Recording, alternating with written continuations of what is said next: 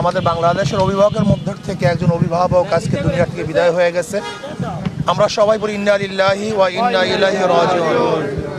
আমরা তার রূহের মাগফিরাত কামনা করছি। আল্লাহ পাক তাকে ক্ষমা করে দেন, আল্লাহ পাক তাকে জান্নাতের ব্যবস্থা করে দেন। এবং আমরা আজকে আল্লাহর কাছে এই দোয়া করব, তার শূন্যস্থান যেন তার অধীনস্থ প্রতিনিধি যেন পূরণ করেন। এবং আজকে আমাদের বাংলাদেশের মানুষ শোকাহত, একজন ভালো দেশপ্রেমিক দীর্ঘদিন পর্যন্ত নেতৃত্ব দিয়েছেন।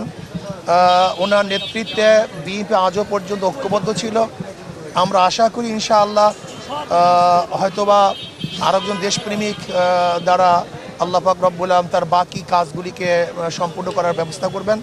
কাজেই আমরা তার জন্য দোয়া করি, আল্লাহ যেন তার জিন্দিগির সমস্ত পাপ এবং ভুল ত্রুটিগুলি গুনাহ খাতা আল্লাহ পাক ক্ষমা করে দেন।